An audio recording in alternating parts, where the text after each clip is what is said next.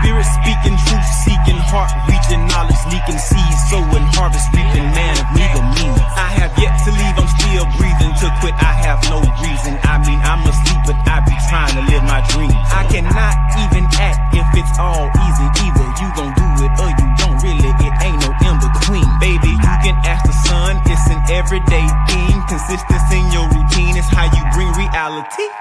Working like a slave, that's how I made this masterpiece. Living like a god, I lay at night, I rest in peace. They remember me, but I am not Haram Peace, peace, peace, peace, peace. How you doing out there, light seekers? Man, I love that intro song. I'm sure you guys can hear it. Hopefully you can hear it as it comes in here. It's just so awesome to hear that every single time. It gets me excited. Knowing the guy who actually produced the single just makes it more enjoyable. So it's so amazing every time I get to hear that. But peace, peace, peace. As I said earlier, peace, peace, peace to everybody that's here. My name is Noble Barclay Bay. I'm here on behalf of the Burning Bush Tabernacle Science Temple and School.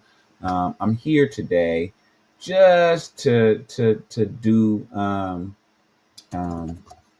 quick reading,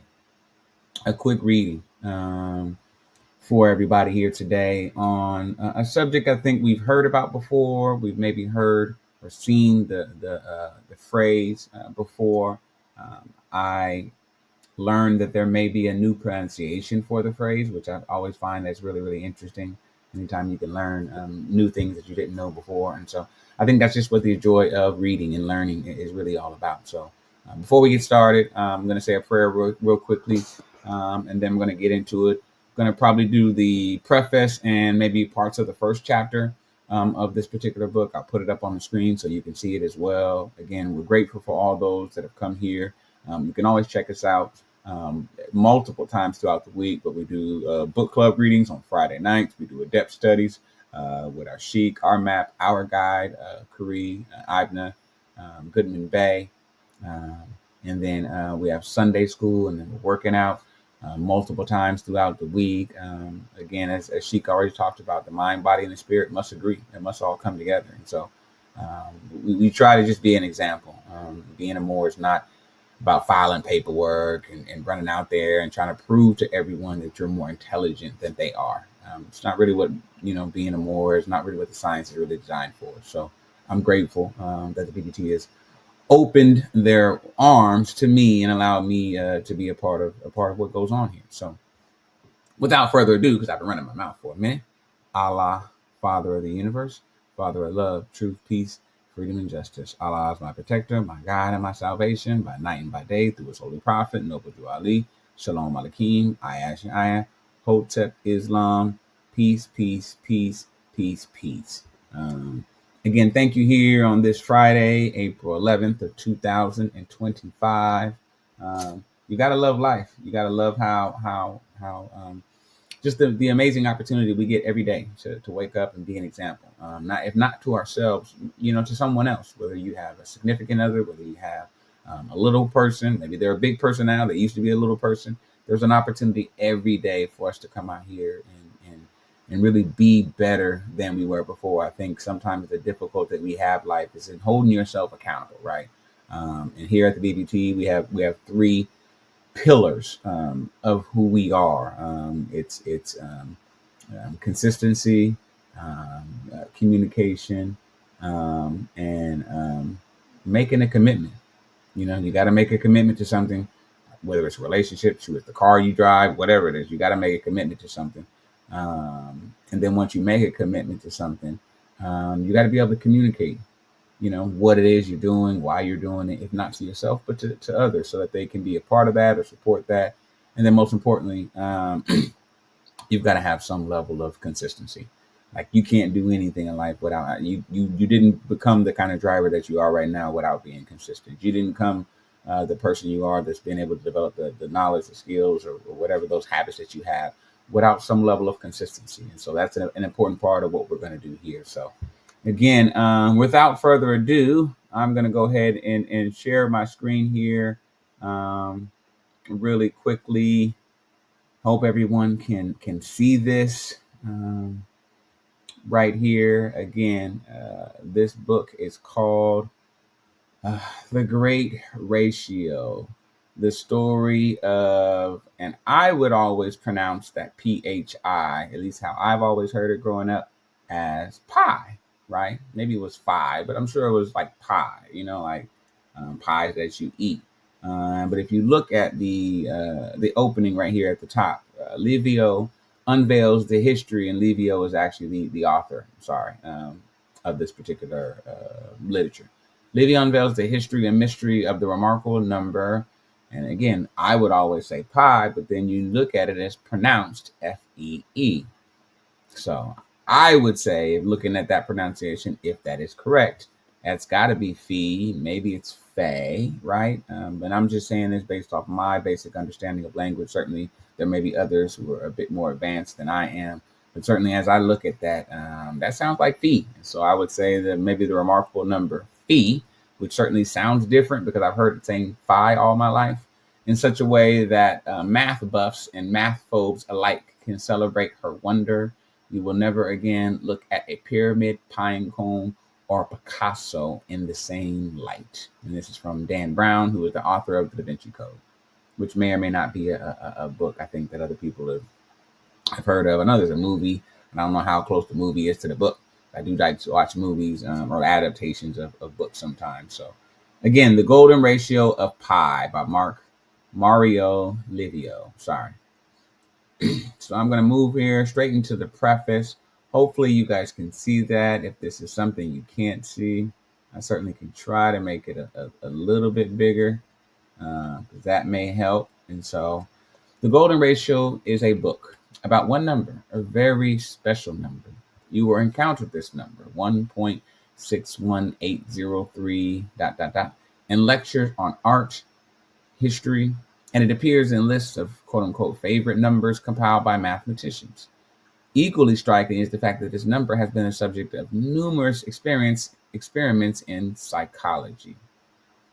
And again, this is just in this first paragraph talking about how mathematics and psychology, and history come together in some way, shape, or form. And I think that's the beautiful thing about knowledge, is if we can begin to try to see the knowledge for something that is much more expansive and has a much more connected tissue to everything.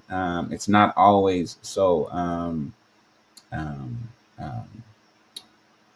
can't think of the word that I'm thinking of. It's not always so narrow in its scope, such that it doesn't have an impact with other things in life. So again, I became interested in the known number as the gold ratio 15 years ago, as I was preparing a lecture on aesthetics and physics. Yes, that is not an oxymoron. Again, now we've already talked about what? History, art, mathematics, psychology. Now we're talking about physics. Again, everything is connected. Many more colleagues, friends. I'm sorry. Let me go back to the beginning. I became interested in the number known as the golden ratio 15 years ago, as I was preparing a lecture on aesthetics and physics. Yes, that is not an oxymoron. And I haven't been able to get it out of my head since then. Many more colleagues, friends, and students than I would be able to mention from a multitude of disciplines have contributed directly and indirectly to this book. Here, I would like to extend a special thanks to Ives Elaine Boyce, Mitch Figgenbaum, Hillel Gouchman, Ted Hill, Ron Lifshitz, Roger Penrose, Joanna Posma, Paul Steinhardt, Pat Thine, Theo or Tio or Teal, Anne Vanderhelm, Devakar Viswanath, and Stephen Wolfram for invaluable information and extremely helpful discussion. Again, my apologies to anybody if I'm messing up any of these names. I'm doing the best I can to try to be respectful of the correct pronunciation. I'm grateful to my colleagues, Daniela Calzetti, Stefano Castrotano, and Massimo Stavelli for their help with translations from Latin and Italian, to Klaus Litherer and Hermine Lant for help with translations from German, and to Patrick Godin for his help from translations from French. Sarah Stevens, Rayborn, English, Elizabeth Fraser, and Nancy Hanks providing me with valuable bibliographical and linguistic support. I am particularly grateful to Sharon Tulin for her assistance with the preparation of the manuscript. My sincere gratitude goes to my agent, Susan Rabiner for her relentless encouragement before and during the writing of this book. I am deeply indebted to my editor and Doubleday Broadway, Gerald Howard, for his careful reading of the manuscript and insightful comments. I'm also grateful to Rebecca Holland, publishing manager and Doubleday Broadway, for her unflagging assistance during the production of this book. Finally, it is only due to the continuous inspiration and patient support provided by Sophie Livio that this book got written at all. And I think it's important, when you read these acknowledgments, and I think I've said this before, and forgive me if I'm repeating something that you've already heard before. When you see how many people that are a part of this process, right? We think, oh, a person wrote a book, but look how many people they're thanking for all the support, the ways they were a part of making this project happen. And I think that's something that I would just say in life. I wonder if we have the full scope of that or understanding of that. I think in life, and I'm being general with these statements, and I think in life sometimes we get a bit selfish and we want things to happen, but only if it works in a way that we want to. But I think sometimes when I'm reading these things, it's just like, these are people that are signing on to be a part of something. They're seeing a vision that's bigger than themselves, and they're saying, hey, I could play a small part. I don't have to be the head. I don't have to be the this. I just got to be a part. And I think that's a beautiful thing every time I get to see it. So, again, I won't go through all of these chapters. Certainly I will leave this, to you folks, to kind of do, but I do want to at least try to get through some of this first chapter if I can do so. And so the first chapter here, Prelude to a Number. Numberless are the world's wonders. And that's Sophocles, 495 to 405 BC. The famous British physicist Lord Kelvin, William Thomson, 1824 to 1907, after whom the degrees in the absolute temperature scale are named, once said in lecture, when you cannot express it in numbers, your knowledge is of a meager and unsatisfactory kind. Interesting. Let me go back to that. When you cannot express it in numbers, your knowledge is of a meager and unsatisfactory kind. So that certainly seems to suggest that numbers are a part of everything. And I think in a lot of sense, if we think about it, we could realize how important, numbers are a part of everything, whether it's from 1 to 2 to 3 to 4 to 5 to 6 to 7. Every number has its place, in life. And so I think we don't spend enough time really, I think, understanding the value of numbers. Kelvin was referring, of course, to the knowledge required for the advancement of science. But numbers and mathematics have the curious propensity of contributing even to the understanding of things that are, or at least appear to be, extremely remote from science. In Edgar Allan Poe, The Mystery of Mary Roget, the famous detective Auguste Dupin says, "We make chance a matter of absolute calculation. We subject the unlooked for and unimagined to the mathematical formula of the schools. At even a simpler level, consider the following problem you may have encountered when preparing for a party. You have a chocolate bar composed of 12 pieces. How many snaps will be required to separate all the pieces? The actual answer is much simpler than you might have thought, and it does not require almost any calculation. Every time you make a snap, you have one more piece than you had before. Therefore, if you need to end up with 12 pieces, you will have to snap 11 times. And I hope you guys can picture that, a little, a chocolate bar, that's got all the little rivets in it. I think that's what they're talking about. It's 4 across, 4 in the middle, and then 4 on the bottom. We're talking about the Hershey's bar, basically, is what they're talking about. Every time you break off a piece of that, that's how you get to the 12 pieces. Again, but you'd have to do that 11 times for you to get 12 pieces, if that makes sense. More generally, irrespective of the number of pieces the chocolate bar is composed of, the number of slaps is always one less than the number of pieces you need. Interesting. So again, the number of snaps is always one less than the number of pieces you need. Interesting. Even if you are not a chocolate lover, you realize that this example demonstrates the simple mathematical rule that can be applied to many other circumstances. But in addition to mathematical properties, formula, and rules, many of which we forget anyhow, because I know I forgot a lot of the stuff that I learned back when I was younger. You kind of have to continue to read and search for knowledge so that way everything stays fresh. There also exists a few special numbers that are so ubiquitous that they never cease to amaze us. The most famous of these numbers, the most famous of these is the number phi, which again, remember when I started from the beginning, the pronunciation is supposed to be F-E-E, which I would think that says phi. Could be fe, but I definitely don't think that sounds like pi, which is the ratio of the circumference of any circle to its diameter. The value of pi, 3.14159 has fascinated many generations of mathematics. Even though it was defined originally in geometry, pi appears frequently and unexpectedly in the calculation of probabilities. And again, there's another book out here. I'm only reading for this one, which is The Golden Ratio of Phi. There's another book out here, The Ancient Secrets of the Flowers of Life. I don't know if you've ever seen this particular book. In this particular book, it does spend some time going into phi as well. And this book was written by an author by the name of Drunvalo Melchizedek. And that book also goes into it. Again, it's always good to reference multiple pieces of literature. You know, you never should necessarily just take one piece of literature as it is, that it is the gospel, so to speak. It should be able to be referenced in some way, shape, or form. So again, the value of phi, 3.14159 ... has fascinated many generations of mathematicians. Even though it was defined originally in geometry, phi appears very frequently and unexpectedly in calculations of probabilities. A famous example is known as Buffon's needle, or maybe it's Buffon's needle. I'm not sure. After the French mathematician Georges Louis Leclerc, Comte de Buffon, or Buffon, 1707 to 1788, who posed and solved this probability problem in 1777.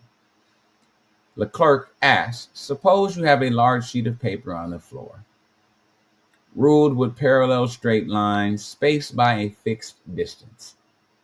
A needle of length equal precisely to the spacing between the lines is thrown completely at random onto the paper. And if you can see the diagram on the particular screen, then you can understand exactly kind of what they're describing. What is the probability that the needle will land in such a way that it will intersect one of the lines? Again, looking at figure 1. Surprisingly, the answer turns out to be the number 2 divided by phi. Therefore, in principles, you can even evaluate phi by repeating this experiment many times and observing in what fraction of the total number of those you obtain an intersection. There exists, however, less tedious ways to find the value of phi. And that's what we're looking for. Working smarter, not harder. Phi has by now become such a household word that film director Darren Aronofsky was even inspired to make a 1999 electoral thriller with that title. Less than known, phi is another number, or pi is another number, phi. And I'm not sure which one of the pronunciations. Again, the pi may be pi and the phi, which is phi. So I'd have to get some more clarification on that, which is in many respects even more fascinating. Suppose I ask you, for example, what do the delightful petal arrangements in a rose petal, Salvador Dali's famous painting, Sacrament of the Last Supper, the magnificent spiral shells of mollusks, or the breeding of rabbits all have in common? Hard to believe that these very disparate examples do have in common a certain number or geometrical proportion known since antiquity. Antiquity, generally speaking, meaning since the beginning, back in the day, a number that in the 19th century was given the honorifics golden number, quote unquote, golden ratio, and quote unquote, golden section. So we're talking about the PHI, which is the phi, given a particular name, back in the 19th century, 3 of which it looks like it was referred to, whether it was golden number, golden ratio, or golden section. A book published in Italy at the beginning of the 6th century went so far as to call this ratio, quote unquote, divine proportion. In everyday life, we use the word proportion either for the comparative relation between parts of things with respect to the size or quality, or when we want to describe a harmonious relationship between different parts. In mathematics, the term proportion is used to describe an equality of the type 9 is to 3 as 6 is to 2. As we shall see, the golden ratio provides us with an intriguing mingling of the two definitions, in that while defined mathematically, it is claimed to have pleasing harmonious qualities. And again, we all should understand, or we should know, even though it doesn't necessarily seem like there's a connection. Proportions are important. I mean, we all cook, right? Or you've seen people cook, or you try to make something, or whether it's cake or whatever it might be. You got to have the 1/4 of this and 2 pinches of that and 1 tablespoon of that. If any of those proportions, change, then it's going to change the makeup and the dynamics of what you're trying to create.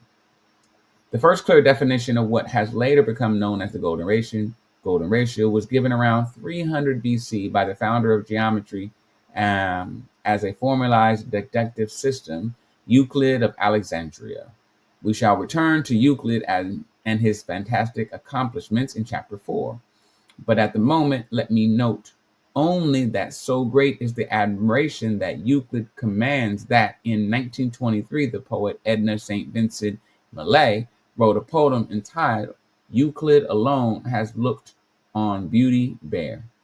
Actually, even Millay's annotated notebook from her course in Euclidean geometry has been preserved. Euclid defined a proportion derived from a simple division of a line into what he called its quote-unquote extreme and mean ratio. In Euclid's words, a straight line is said to have been cut in extreme and mean ratio when, as the whole line is to the greater segment, so is the greater to the lesser. In other words, because I know I didn't understand that when I first read that, and maybe you did, but it didn't make sense when I first read it. In other words, if we look at figure 2, the line AB is certainly longer than the segment AC. At the same time, the segment AC is longer than CB. So we have figure 2 up here. I don't see figure 2 up here. I was looking for figure 2. Okay, so here we go. So when we look at figure 2, AB is certainly longer than the segment A to C. At the same time, the segment AC is longer than CB. Okay. If the ratio of length of AC to that of CB is the same as the ratio of AB to AC, then the line has been cut in extreme and mean ratio, or in a quote unquote golden ratio. Who could have guessed that this innocent looking line division, which Euclid defined for some purely geometrical purposes, would have consequences in topics ranging from leaf arrangements in botany to structures of galaxies containing billions of stars, and from mathematics to the arts. The golden ratio, therefore, provides us with a wonderful example of that feeling of utter amazement that the famous physicist Albert Einstein, 1879 to 1955, valued so much. In Einstein's own words, quote unquote, the fairest thing we can experience is the mysterious.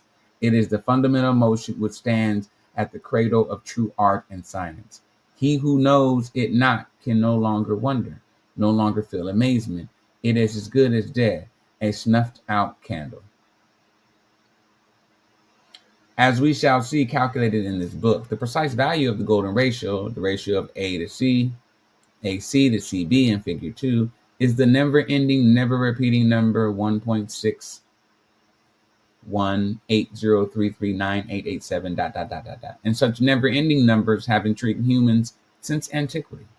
One story has it that when the Greek mathematician Hippasus of Metapontum discovered in the 5th century BC that the golden ratio is a number that is neither a whole number, like the familiar 1, 2, 3, nor even a ratio of 2 whole numbers, like the fraction 1/2, 2/3, as rational numbers. This absolutely shocked the other followers of the famous mathematician Pythagoras, i.e., the Pythagoreans. The Pythagorean worldview, which will be described in chapter 2, was based on an extreme admiration of the arithmos, the intrinsic properties of the whole numbers of the ratios, and their presumed role in the cosmos. The realization that there exist numbers like the golden ratio that go on forever without displaying any repetition or pattern caused a true philosophical crisis. Legend even claims that, overwhelmed with this stupendous discovery, the Pythagoreans sacrificed 100 oxen in awe. Although this appears highly unlikely given the fact that the Pythagoreans were strict vegetarians. I should emphasize at this point that many of these stories are based on purely documented historical material. The precise date for the discovery of numbers that neither whole nor fractions known as irrational numbers is not known with any certainty.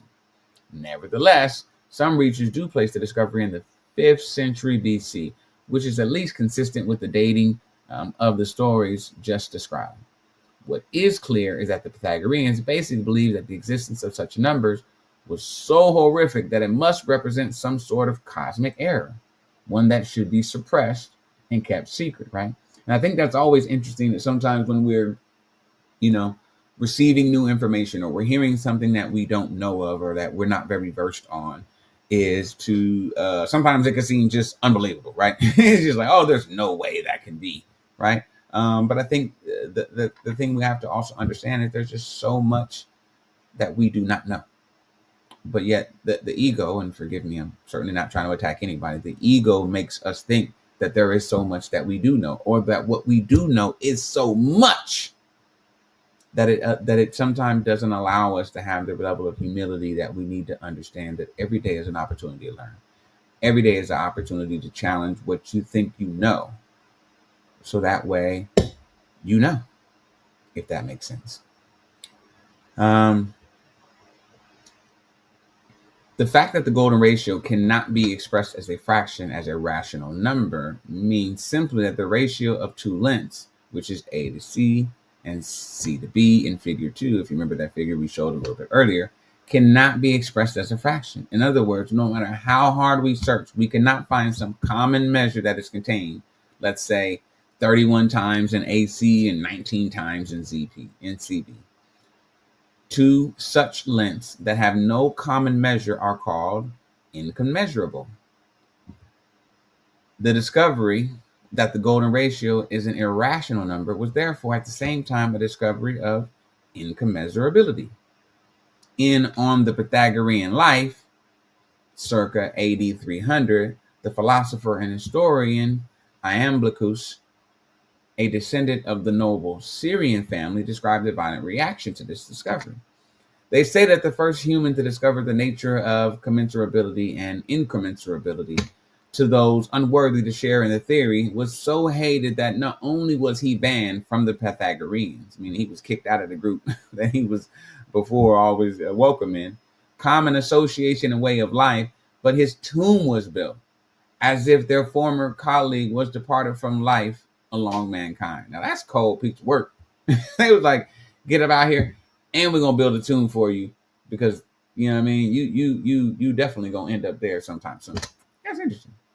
In other professional mathematics, in the professional mathematic literature, the common symbol for the golden ratio is the Greek letter tau, T, from the Greek top dot II, T-O-M-I, to-me, which means the cut or the section. However, at the beginning of the 20th century, the American mathematician Mark Barr gave the ratio a name of phi, P-H-I, 4.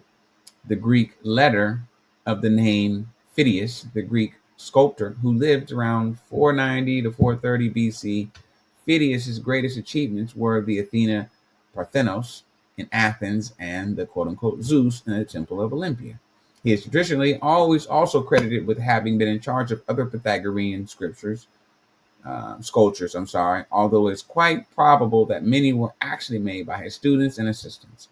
Barr decided to honor the sculptor because a number of art historians maintain that Phidias had made frequent and meticulous use of the golden ratio in his culture. We shall examine similar claims very scrupulously in this book. Scrupulously, if I didn't say that right the first time.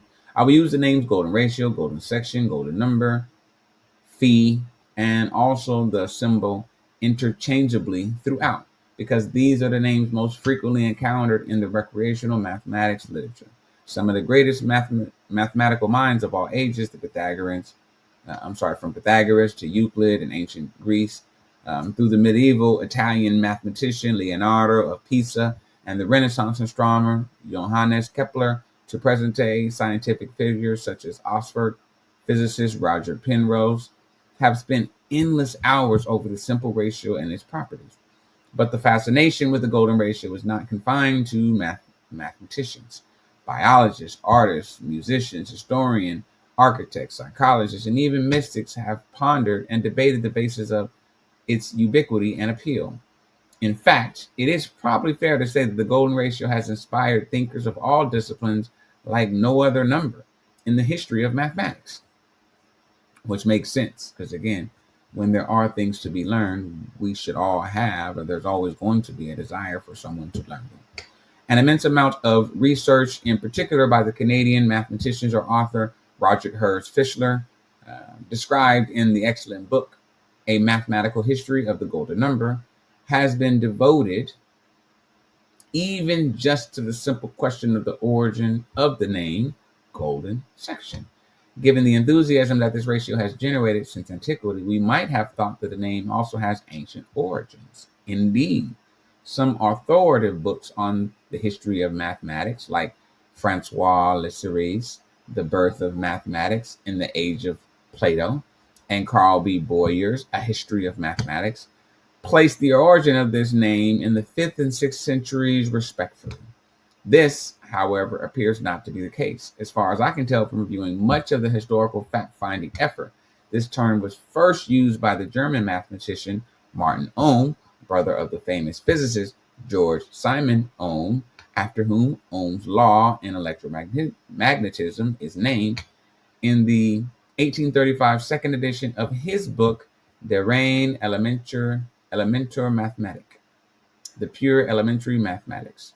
Ohm writes in a footnote, one also customarily calls the division of an arbitrary line in two such parts, the golden section.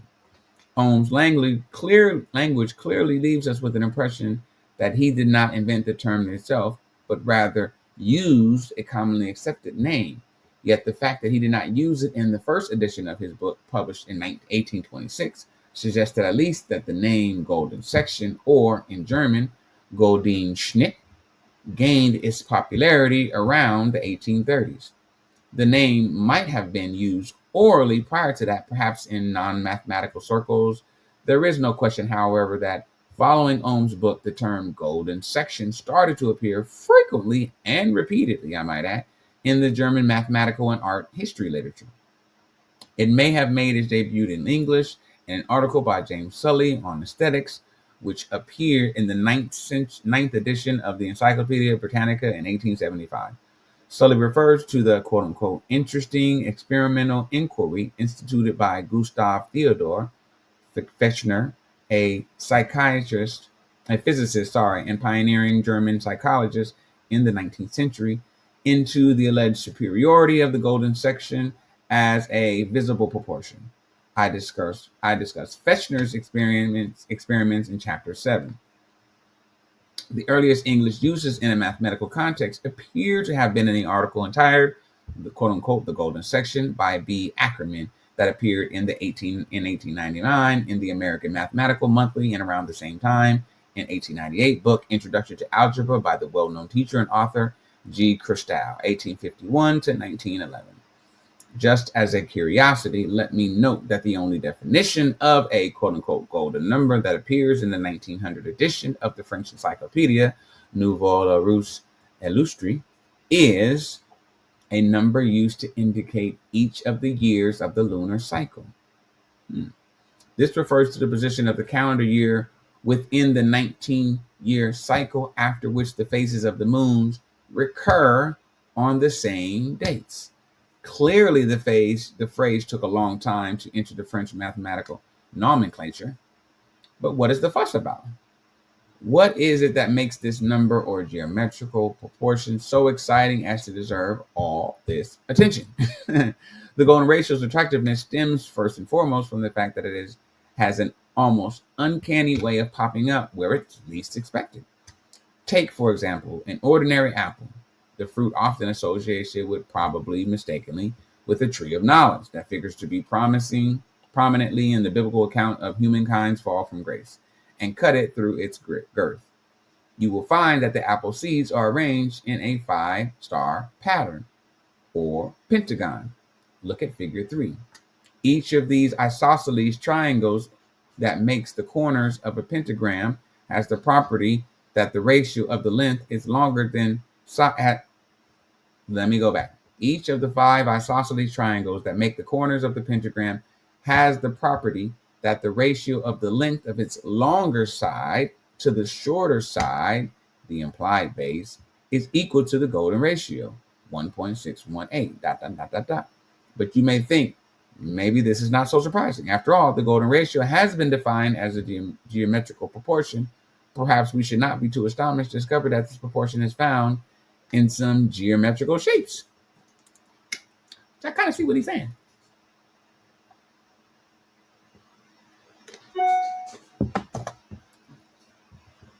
This is, however, only the tip of the iceberg. According to Buddhist tradition, in one of Buddha's sermons, he did not utter a single word. He merely held a flower in front of his audience. What can a flower teach us?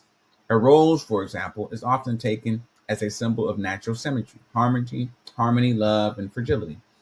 In Religion of Man, Indian poet and philosopher Rabindranath Tagore, 1861 to 1941, writes, quote unquote, "Somehow we feel that through a rose, the language of love reach our heart," unquote. Suppose you want to quantify the symmetric appearance of a rose. Take a rose and dissect it to uncover the way in which its petals overlap the predecessors. As I described in chapter 5, you will find that the positions of the petals are arranged according to the mathematical rule that relies on the golden ratio.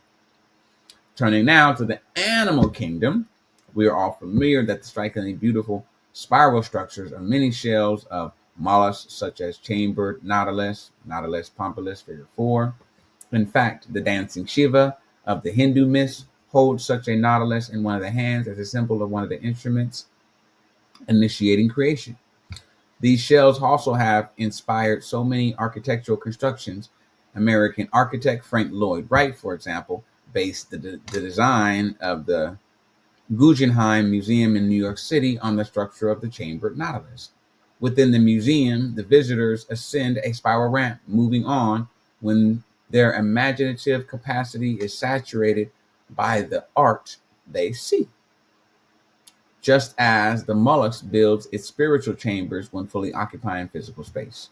We shall discover in chapter 5 that the growth of the spiral shells also obeys a pattern that is governed by the golden ratio. This is figure 5 that they were just referencing about just a second ago. I'm sorry, they're going to reference about now. By now, we do not have to be number mysticists to begin to feel a certain way or a certain awe at the property of the golden ratio to show in what appear to be totally unrelated situations and phenomena. Furthermore, as I noted at the beginning of the chapter, the golden ratio can be found not only in natural phenomena, but also in a variety of human-made objects and works of art. For example, in Salvador Dali's painting from 1955, Sacrament of the Last Supper, in the National Gallery of Washington, D.C., which is the picture that's right above, the dimensions of the painting, approximately 1051 by 65 divided by 1, are in a golden ratio to each other. Perhaps even more important, part of the huge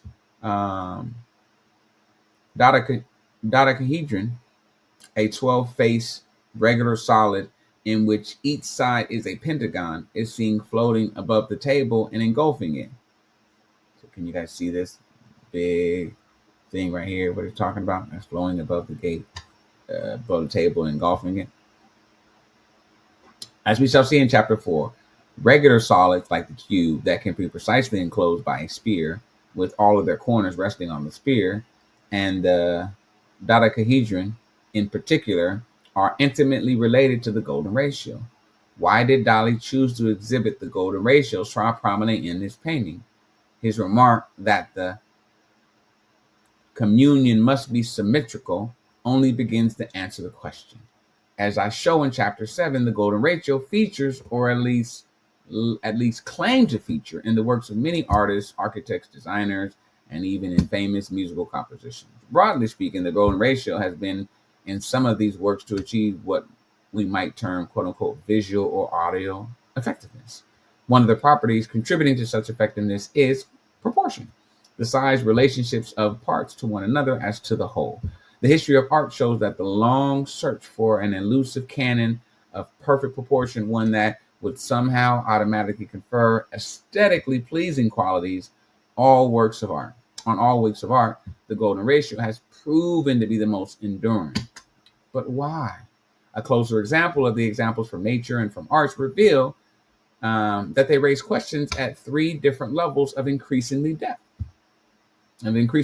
First, there are the immediate questions. Are all the appearances of fee in nature and in the arts that are cited in literature real, or do some of those simply represent misconceptions and crankish interpretations? B, can we actually explain the appearance, if real, of fee in these and other circumstances? Second, given that we define quote unquote beauty as for, in Webster's unabridged dictionary, quote unquote, the quality which makes an object seem pleasing or satisfying in a way, that raises the question, is there an aesthetic component to the mathematics? And if so, what is the essence of this component?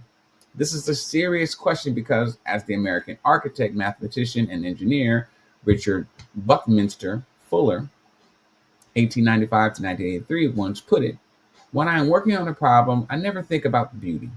I think only of how to solve the problem. But when I am finished, if the solution is not beautiful, I know it is wrong. Finally, the most intriguing question is, what is it that makes mathematics so powerful and ubiquitous?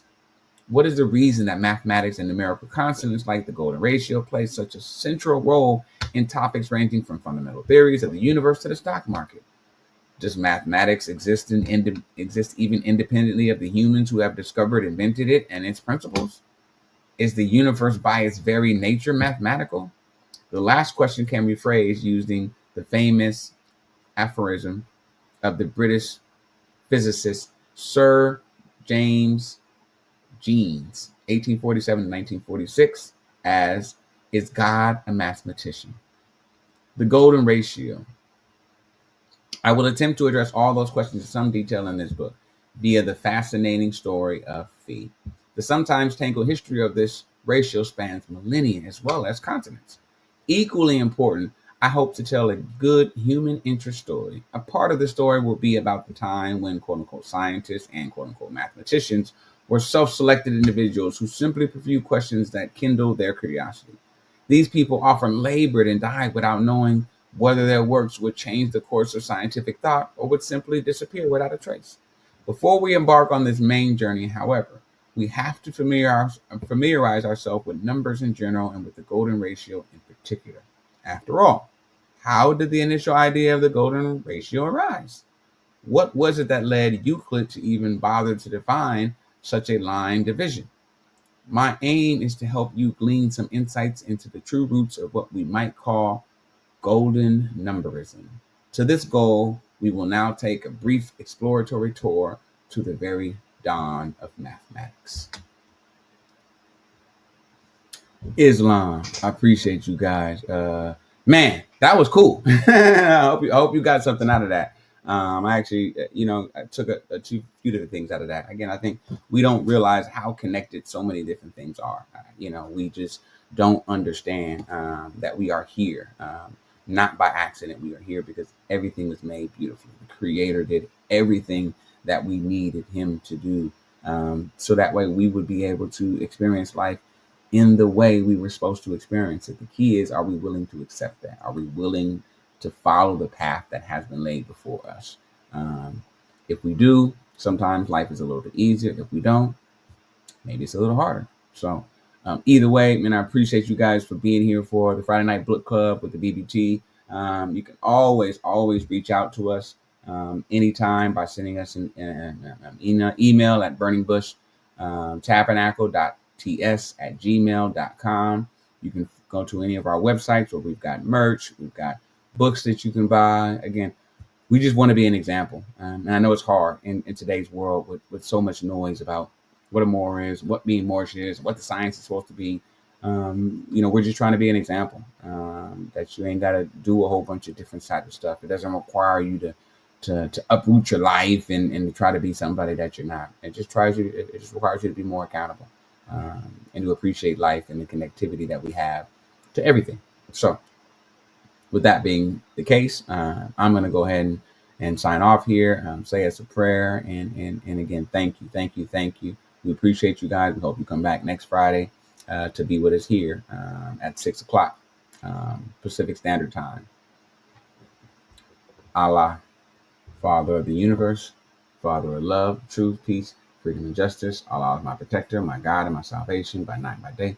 Through his holy prophet, Noble Ali, Shalom Aleichem, I, Hotep, Islam, peace.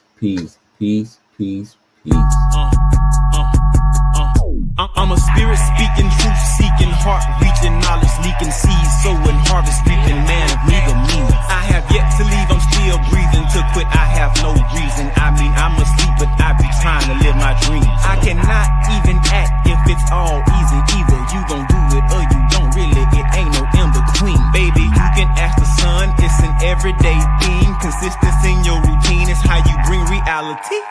Working like a slave, that's how I made this masterpiece. Living like a god, I lay at night